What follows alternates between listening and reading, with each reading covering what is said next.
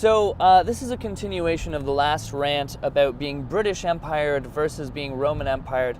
I want to talk really briefly to what happened recently in Alberta between the, I think it was the Edmonton Pride Parade and a group called Shades of Color. I think Shades of Color, Shadeism. I think it was Shades of Color. Anyway, the details escape me, but the point is, I think it was Edmonton Pride Parade has been canceled because the Shades of Color group went to the Pride group and said, hey, you're working with cops, the cops have hurt us, we're not okay with that. Hey, you've got a sort of a first world problems, white LGBTQ agenda, we want you to include our agenda, and we're not okay with the way that you're doing this.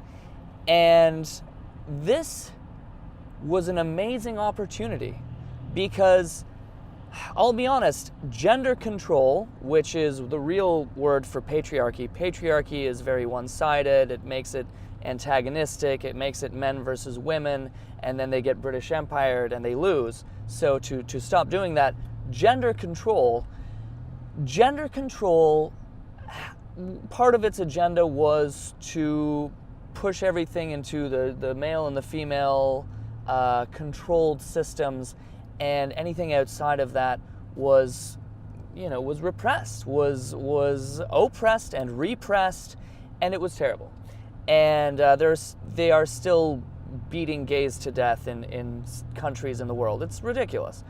But that means that they are a group who has faced persecution and are coming out and just coming out into the world and embracing themselves lovingly and finding people who are trying to deal with the fact that they're trying to come out of the closet as not gender binary in a society made out of Disney movies that have always had strong, handsome princes and beautiful feminine women just waiting for a prince to save them. Funny thing about gender control is that men who showed personality traits that were not in the gender binary were the villains. So if you look at Peter Pan, Peter Pan is young, cocky, rugged, and Captain Hook is very delicate. He's got a bit of an accent. He's light, he's fancy, he fights with a rapier, He's a little flamboyant. Scar, Mufasa is this rugged, strong, barrel-chested lion, and Simba, his son, grows into that. But meanwhile, there's this evil lion who's sort of, I'm on the shallow end of the gene pool. He's a little more delicate, a little more flamboyant. He's not as gender masculine. And that is another example of Disney movies sending gender control out into the world.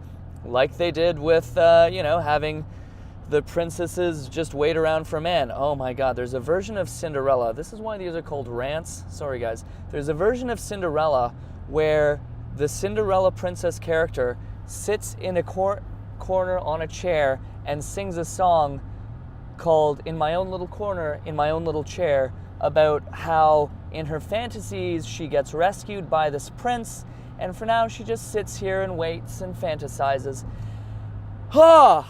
And you wonder why women have trouble following their careers. It's because they grew up watching movies like that. So glad that Frozen is a thing. Amazing. They don't even need men in Frozen. It's beautiful. Now, there are still strong characters who are men in the movie Frozen, but the female characters aren't waiting around to be saved by them. Just to clarify for any of our right-wing viewers. Where was I going with this? Yeah. So, we no longer beat gays to death in Canada, but the LGBTQ group and transgendered people and all of us are still sort of coming out and becoming more accepted by society. And it's a process because part of gender control was putting them down. Part of gender control is also telling men not to have emotions. That's why a lot of dudes have trouble talking about feelings. And that's why I have a problem with toxic masculinity, because it gets thrown at men like an insult. Oh, you're just exhibiting toxic masculinity. Toxic masculinity also hurts men. Imagine not being able to talk about your feelings. Imagine not being allowed to have them That's toxic masculinity. Yes, feminism is important, but meninism is also important because men have also been hurt by gender control.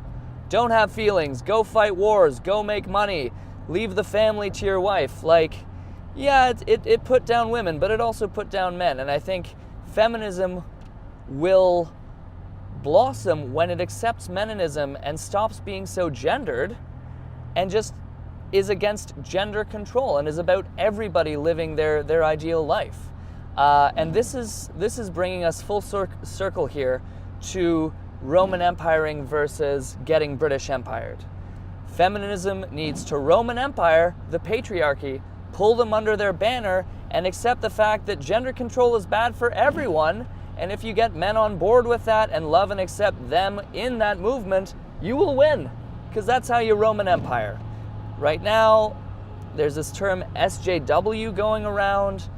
I disagree with it, but the reason it exists is because of people in the left wing getting British empired and hating on people in the right wing, and then the right wing people hate back. And you're getting British empired. That's why you're losing. Stop that and Roman Empire each other. It's way better. So, wow. So Alberta.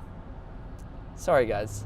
I've got the most wonderful and tolerant camera team.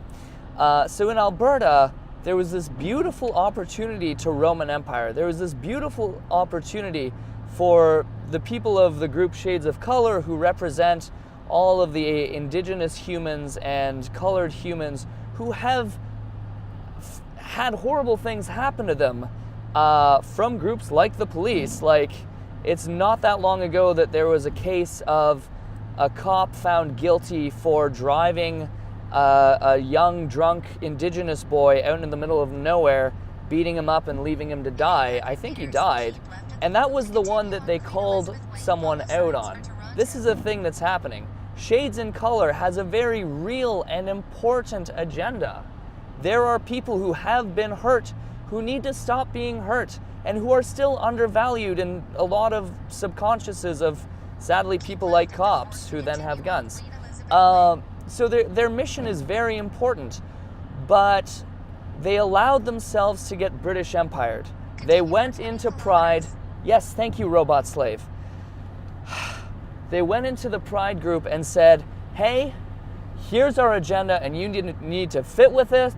You need to kick the cops out of the parade because they've hurt us. You need to do this, this, and this. You need to work with our agenda. And they allowed their hurt to get between them and this other group who had a similar agenda. And now there's not going to be an Edmonton Pride Parade because it got shut down because they couldn't meet the demands of the Shades in Color group. And apparently the Shades in Color group got kind of aggressive and was yelling at them.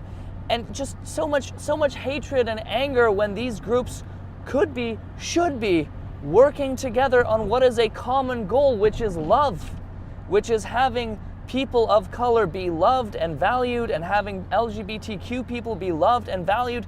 They're working for the same side, which is love, but they allowed their hurt and anger to get between them, and they got British empired. So, if I had a hat on, I would take it off right now. Alberta Pride Parade, I hope you come back. Alberta Shades in Color Group, I wish you luck on your mission. And I hope the two of you can actually work together at some point. Because when you say, hey, the cops have hurt us, which they have, but when you say, hey, the cops have hurt us, we don't want them at our parade, we don't want them around, you're British empiring yourselves. You're not gonna be able to get the cops on your side if you say, hey, you hurt us, fuck you. The way to win is to Roman Empire the cops. The way to win is say, hey, police, you've been so shitty to us. We want you at this Pride Parade. We want you wearing our Shades in Color logo. We want to see you shaking hands with people of color and Aboriginal people and saying, I am so fucking sorry for what we have done. That's how you win. End vlog.